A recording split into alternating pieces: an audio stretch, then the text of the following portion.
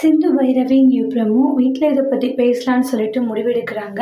வீட்டில் எல்லாரும் இருக்கும்போது கொஞ்சம் பேசணுன்ற மாதிரி பைரவி சொல்கிறாங்க.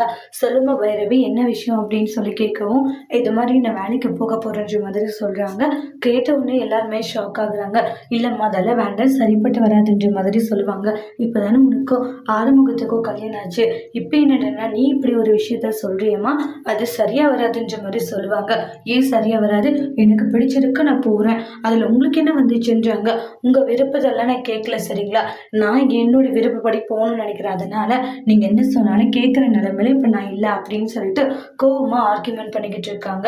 நானும் போனா போட்டுன்னு தான் பாக்குறேன். ஏதோ உங்ககிட்ட ஒரு வார்த்தை சொல்லலான்னு வந்தா நீங்க என்னடனா போகக்கூடாதுன்னு சொல்றீங்க. போய் இந்த ரிலாக்ஸேஷன் கூட எல்லாம் என்னால வாழ முடியாதுன்றாங்க. அதனால கண்டிப்பா நான் வேலைக்கு போவேன்னுவாங்க. சிந்து இருந்துட்டு என்ன பேசிட்டு இருக்க பைரவின்னுவாங்க. இங்க பாரு சிந்து, நீ வேணும்னா கூட இந்த வீட்டுல வாழலாம், ஆனா என்னாலலாம் இந்த வீட்டுல வாழ முடியாது, கண்டிப்பான வேலைக்கு போய் ஆகும்னு ஸ்ட்ரிக்டா சொல்றாங்க. பைரவி சொல்ற விஷயங்களை கேட்டு எல்லாருமே பயங்கர ஷாக்கிங்ல இருக்காங்க. அடுத்து என்ன நடக்க போகுதுன்ட்டு நெக்ஸ்ட் வீடியோல வெயிட் பண்ணி பார்க்கலாம். தேங்க்யூ.